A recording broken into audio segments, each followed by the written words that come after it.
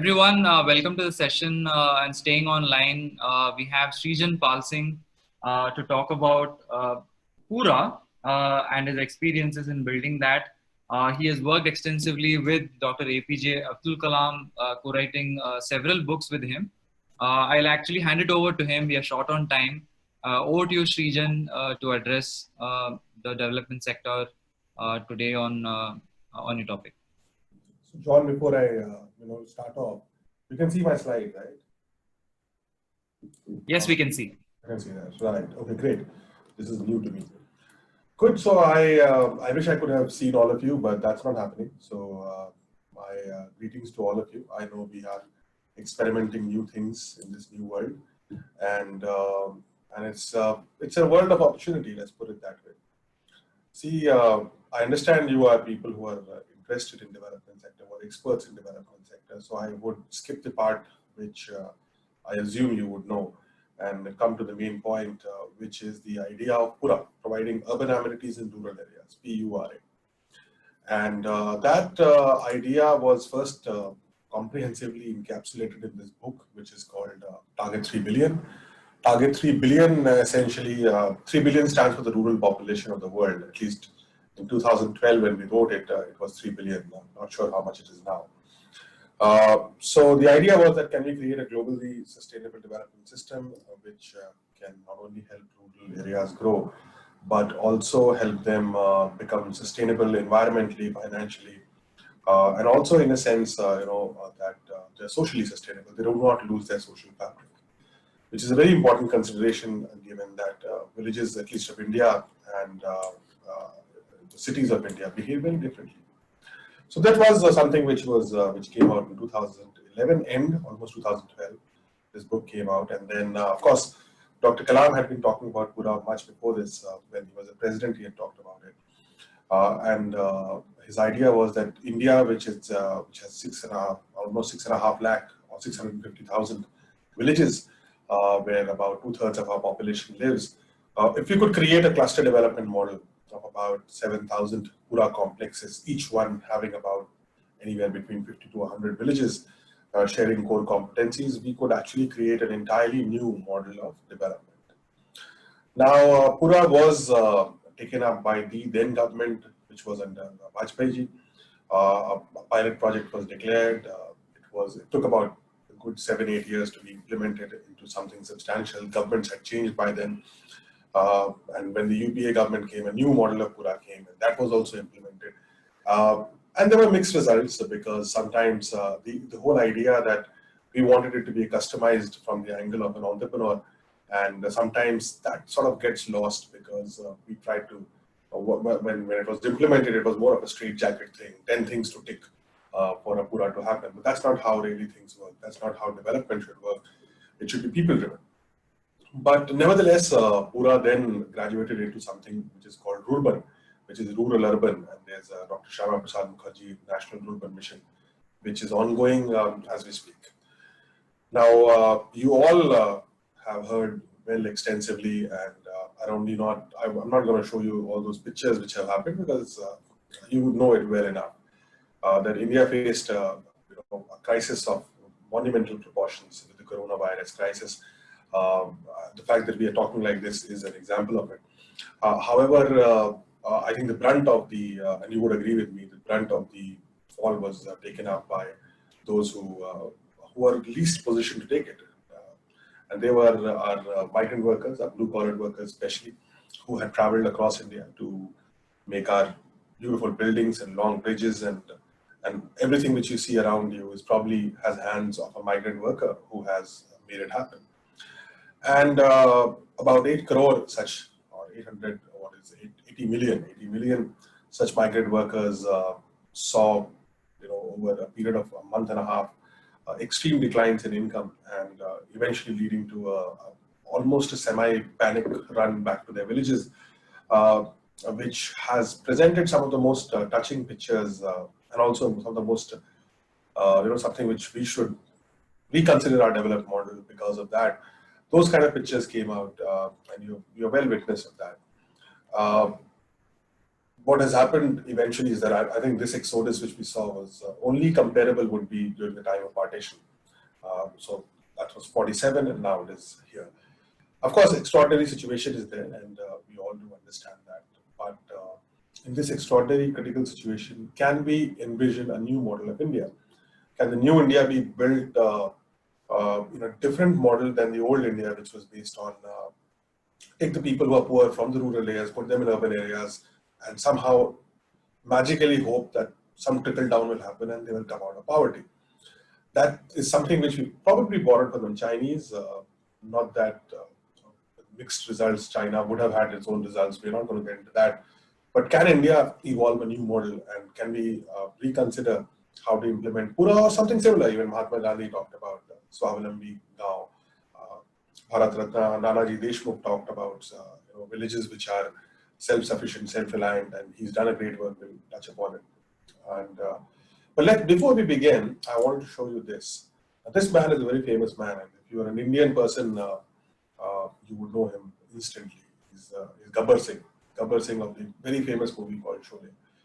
Now it's said that if you want to look at how a country or a society looks upon a certain segment of people, all you need to do is go through the culture. And cinema forms a very backbone culture. It is a backbone of our culture. It just shows what we think. And the village in which Gabbar Singh doesn't live really, but it's his economic opportunity is Ramgarh.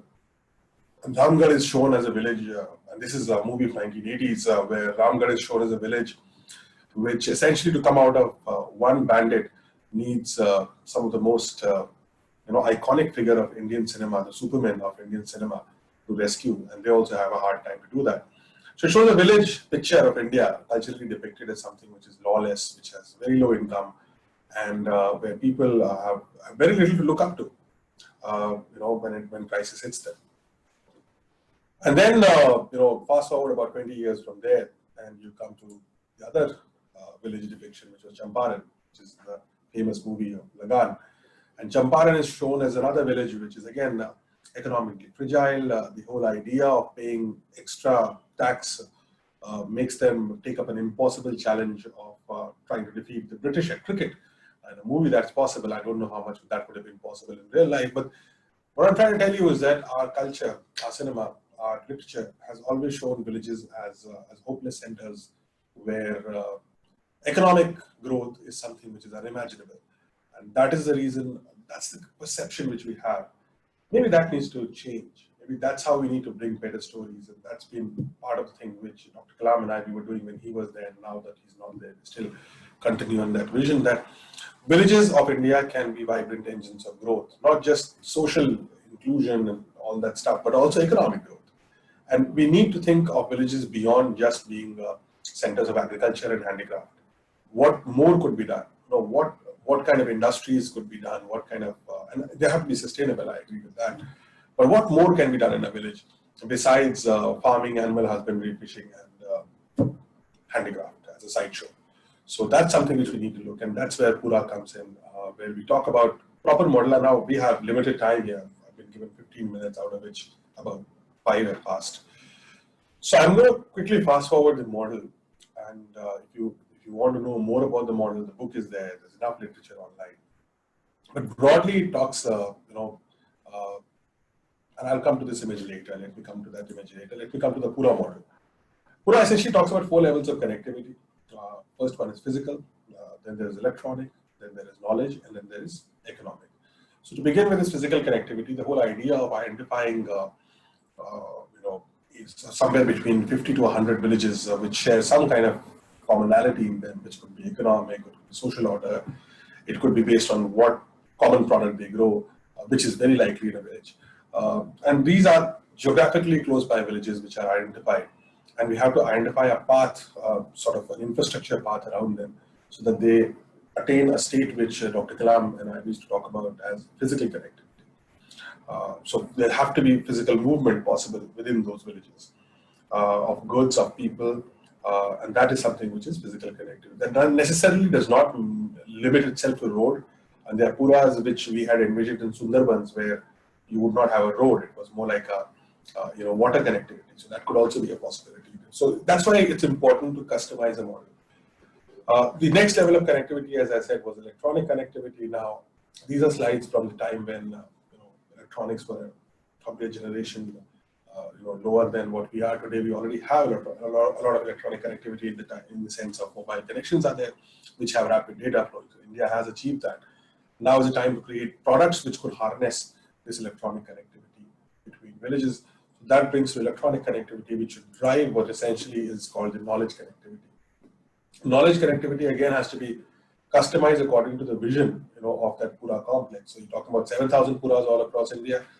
Each Pura would be needing a sort of a unique knowledge connectivity, and that's why it's important to have a national knowledge library kind of a thing, which could supply each of these Pura complexes based on what they need. So you give them information on what they need. So that customization is important.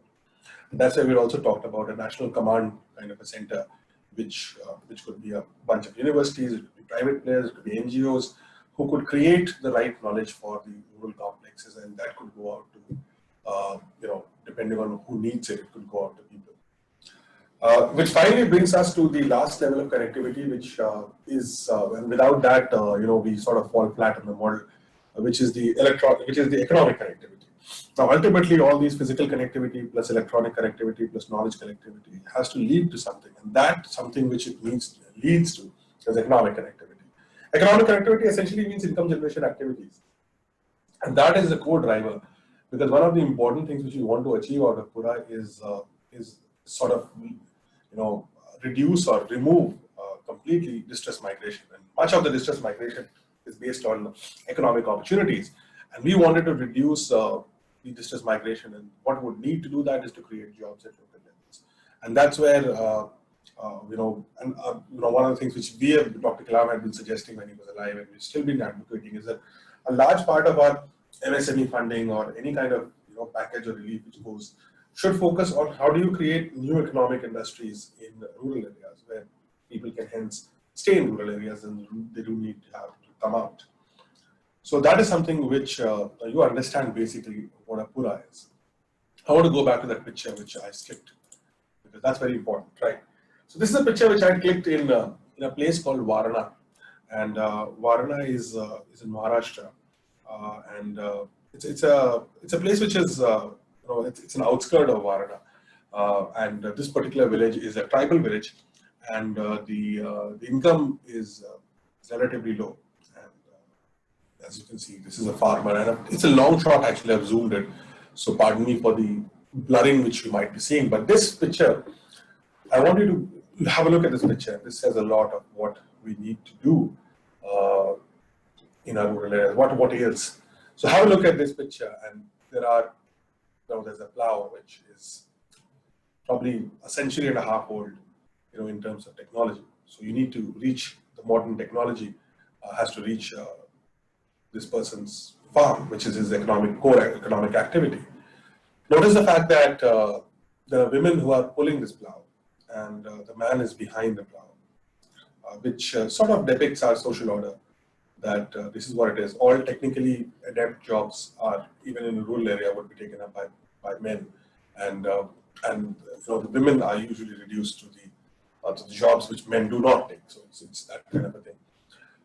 Notice the fact that one of the women who's pulling the plow is wearing a school dress, and that shows in itself another picture that there's a girl who's pulling the plow, and she's wearing a school dress.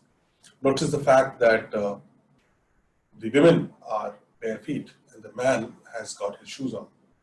So the man has got shoes, the women are bare feet. That also depicts our disparity which exists in our society. Especially the deeper you delve, the more disparities become evident.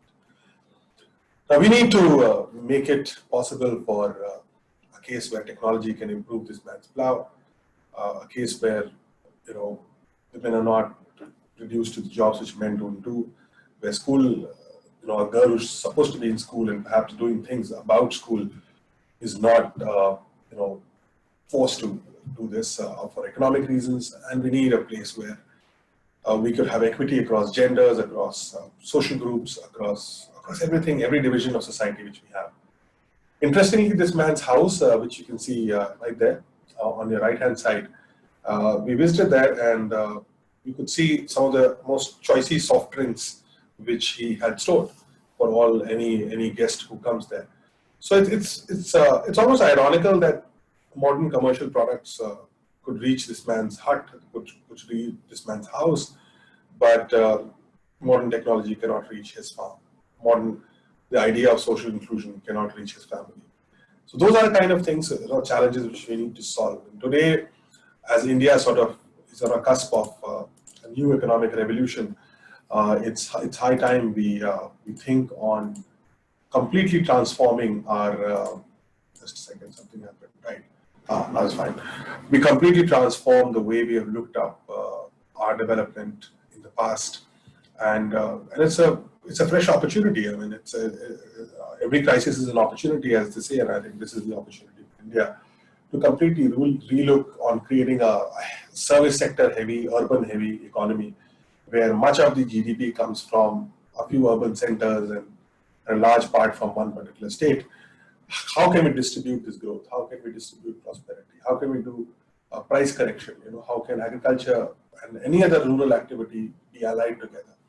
So all that value chain development is something which we need to look at. Each Pura complex, as per our calculation, was to cost about anywhere between 100 to 150 crores of investment, given that some of the investment is already there in terms of infrastructure, like Sadak Yojana and all that stuff is there.